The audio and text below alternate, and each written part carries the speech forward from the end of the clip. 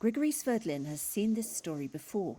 The Russian activist lives in exile in the Georgian capital Tbilisi, where over the past month he's watched thousands of Georgians protest against a draft law on foreign agents.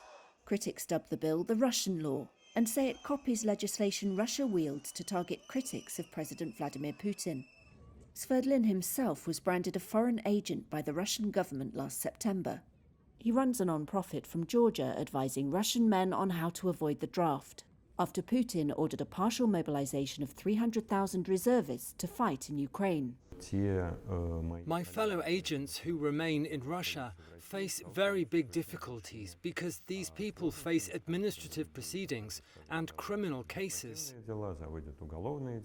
It is almost impossible to live in Russia now, being declared a foreign agent. This means that people are forced to leave the country. They are forced to stop their professional activity. The Georgian government says the law would ensure transparency in the foreign financing of non-profit organisations. If it passes, charities receiving at least 20% of their funding from abroad will have to register with the government as foreign agents and submit onerous financial reports. The Kremlin has denied any association with the bill. Sverdlin says if Georgia passes it, there could be an exodus of the bright young people who have spearheaded the recent protests.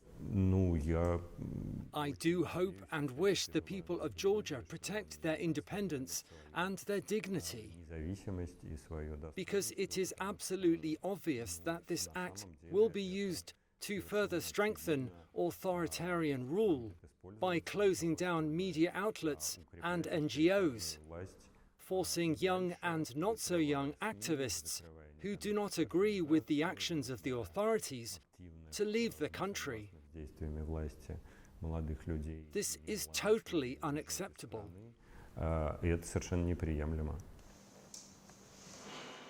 Sverdlin ran a homeless charity in Moscow before leaving for Georgia in April 2022, shortly after Russia's full-scale invasion of Ukraine. He set up his current non-profit, Idite Les Hommes, which roughly translates as Get Lost, that September.